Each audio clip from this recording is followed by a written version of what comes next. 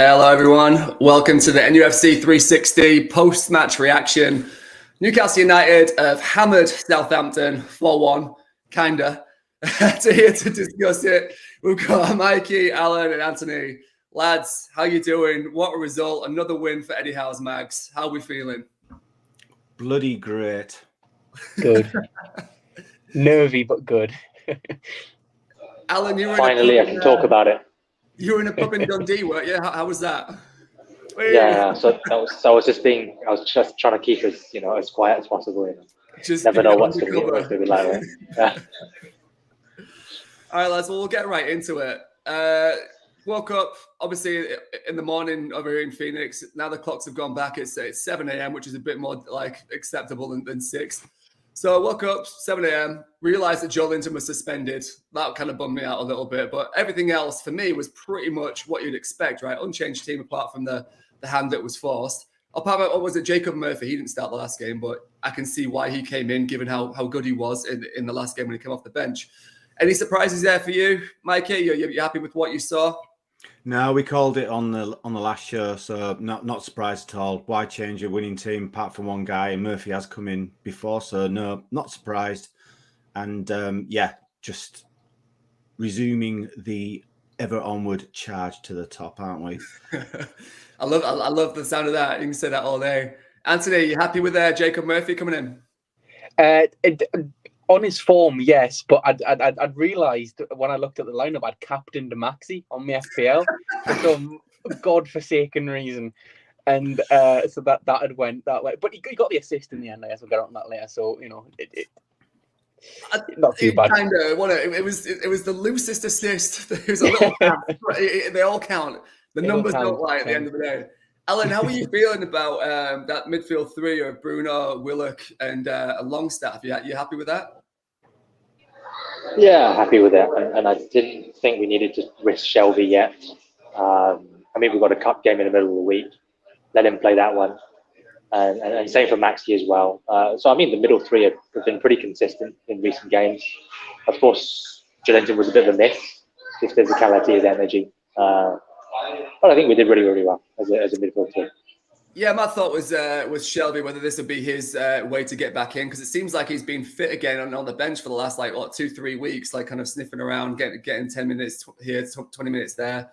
So I thought maybe he would go with that and put Willock out left, because those two, Joelinton and Willock, have kind of twined a little bit in that position.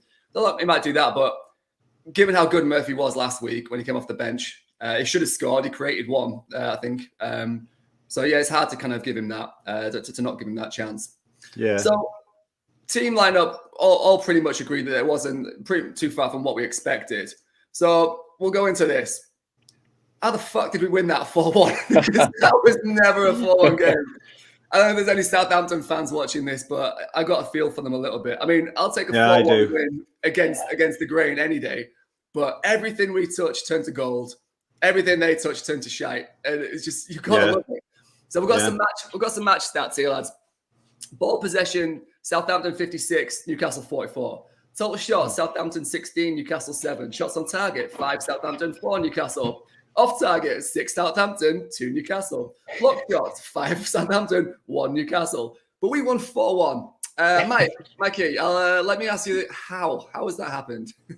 This is what happens, isn't it? As we know too well, when you're in the bottom three, that it just doesn't go for you. It's as simple as that. We've been doing this now for 5 or 6 years, so we can see that. And they should have been 2 goals up, really. When we scored our second one, it should have been 2-1 at that point. And it's just the way it goes for you. It's just the way football works. That's what we all love it for, because there is no way that they should have gone into that second when we had our second goal behind. But because they're down there, it's simple as that. That's how it works.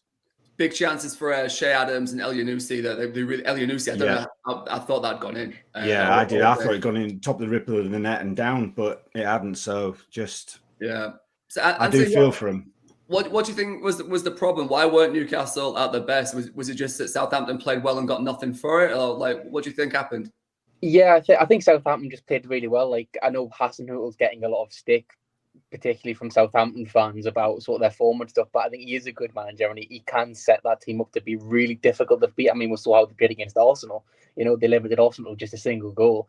They didn't beat them. So, you know, I think Southampton are a good side. They played like a young side, a very young side with lots of talent, but not much experience. And that's exactly what they are.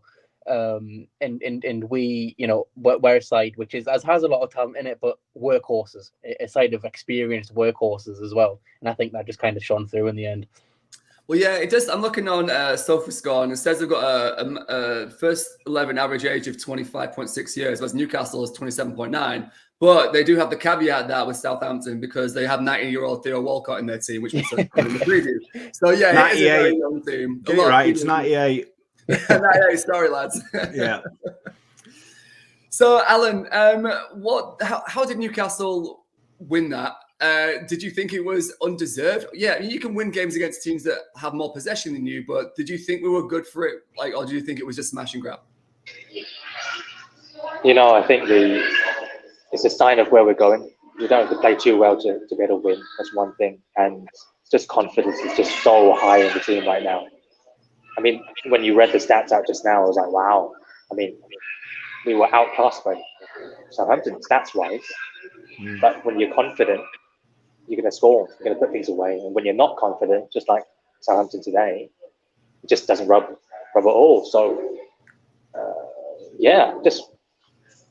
and generally, I feel like we don't do too well down at Southampton. Whether it's the Dell last time or even St Mary's, it's a bit of a tough one for us. And I'm just really, really happy. Undeserved? Not really. We were just clinical. And sometimes we're gonna have our off days. Yeah, clinical. First time we've won twice in. Sorry. Go on, Ben. Sorry. As you say, clinical is a lovely way to say it rather than win, rather than be undeserved. But go on, Mikey. What was your point? I think it's first time they said on Sky anyway. It's first time we've won there back to back in 30 years. Because when I was a kid, they were a bit of a bogey side for especially bloody Letizia. So I think it's the first time we've won there, and these are the sort of games that we wouldn't have won. Well, we clearly haven't won, but like Alan said, you know, we were just that good today. You know, we just know how to ground a result out, as simple as that. So another tick for Eddie getting it right again. How he's doing it, I don't know.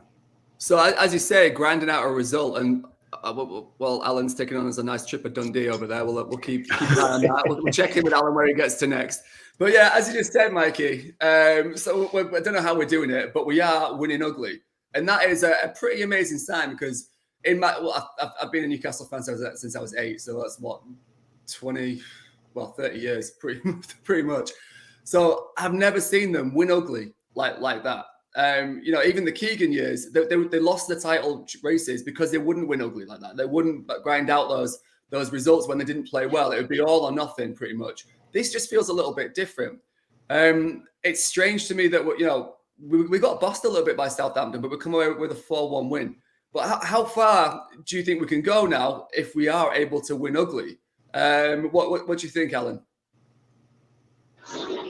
You know, I was really impressed by our game management today.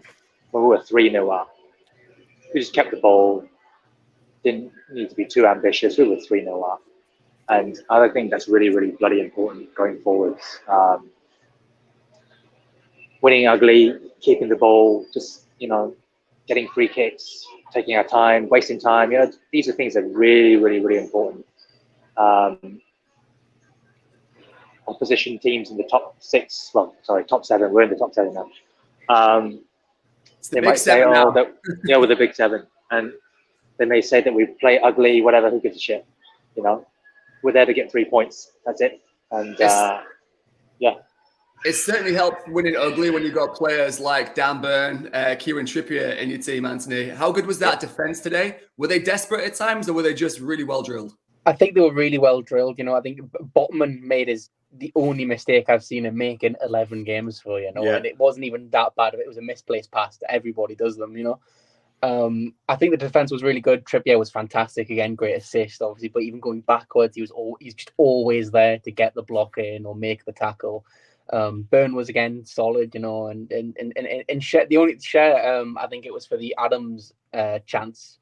Shea got span really badly, and but apart from that, I think we were pretty solid at the back, and I think that's probably why we ended up winning. I mean, I know they had the El Yunusi and the Adams chance, and the goal, but other than that, we did kind of limit them to really clear cut chances. You know, they really couldn't get past the final line.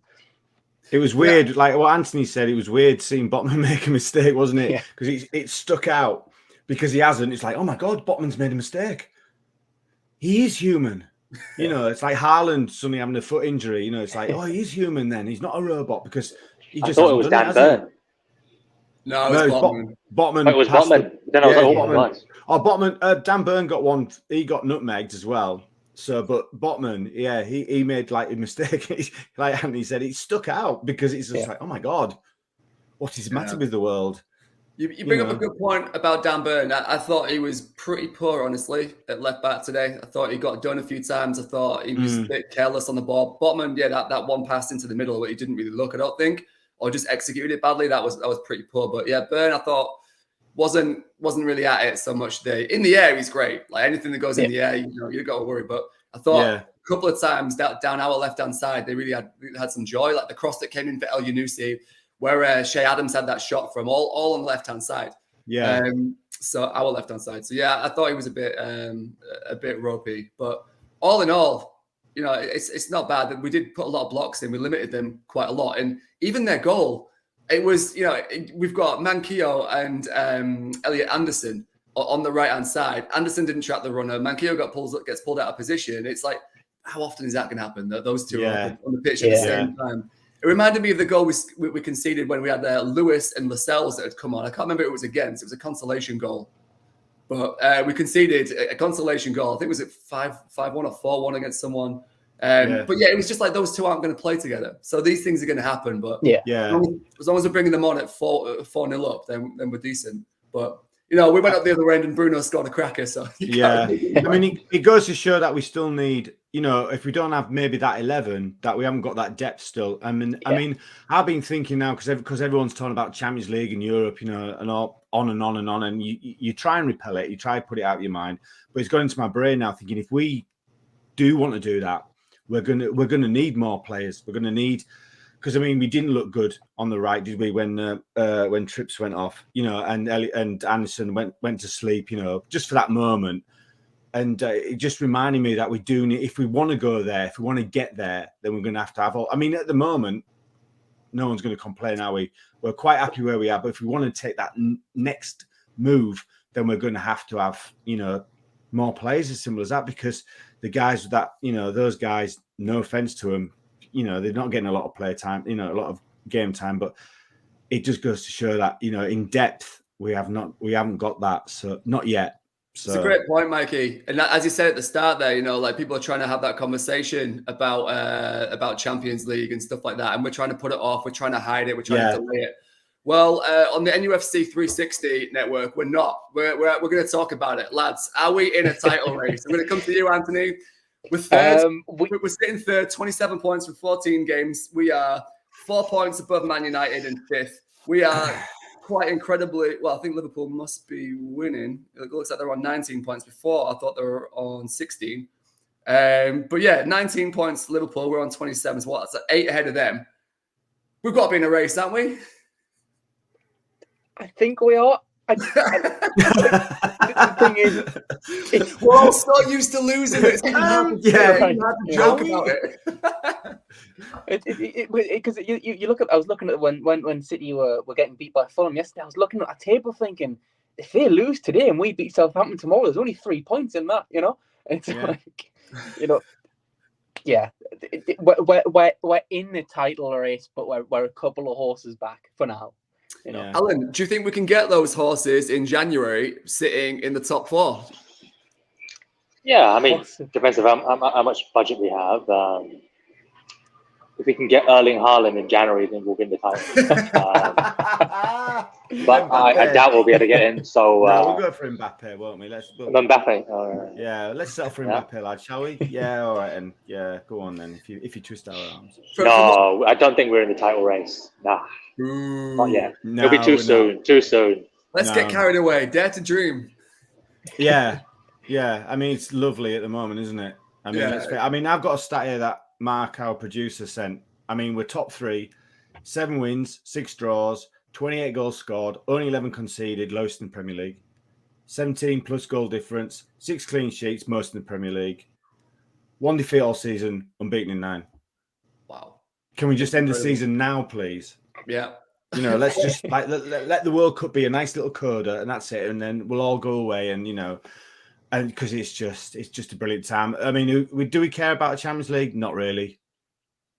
I care about the Champions League. I care. Well, I mean, what I'm saying is, it's such a this year, January. Starting off for Cambridge to now has been such a ride.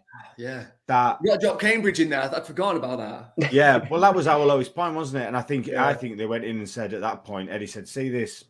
There you are, lads. You want to touch your feet on the bottom? This is what it feels like. There you go. Yeah. And we're going to go from here." But I mean, I see why everyone's getting, but do we need it? Do we want it? If we finish 8th, are we going to go, well, that was a bit disappointing? I think now, looking at it right now, I think if we finish 8th, we fucked that up. Really? I think so. Now, if we're sitting 3rd going into, say we beat Chelsea, right? Touch wood, say we beat Chelsea, we sit 3rd going into the break. I think you look at 8th and you suddenly, well, shit, we let that slip. That was ours. Because if you look at Liverpool down there in 8th right now on 19 points, if we let a 8-point slip, 7-point slip, all right, it's Liverpool, but still, it's in our hands. Plus, we can go into January and probably strengthen from a position of strength, given that we're in the Champions League spot. You'd imagine the players available to us. We keep talking about Maddison, talking about Diaby, people like that. Now is the time to get them if we're in this position and actually really kick on. I think 8th now is the least. All right, and 6th. But the thing is, when you think about those teams you mentioned there, Manchester United, Liverpool, and Chelsea, who are all below us, you think they're going to be happy in January?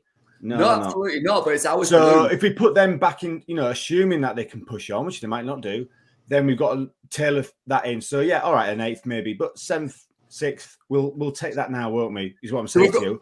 We've got right now. If we said title challenge to 7th. Okay. Yeah, but what I'm saying is, if you want to shake hands on it now, to the football guns go, you take 6th right now. We'll go. Yeah, okay. Yeah. The concern is. I'd shake that hand. All right, lads, we're running out of time, but let's do a few dispatches. Honourable mention for Chris Wood getting another goal. I thought he was all right when he came on. He should have scored last week. It was a great finish this week. Oh, it was terrific. Absolutely amazing. What he had his back to goal to do that spin round. What they're putting in the water at the training ground, I don't know. It's confidence, isn't it? I think it is, simple as that. What were your thoughts when you saw him coming on, Anthony?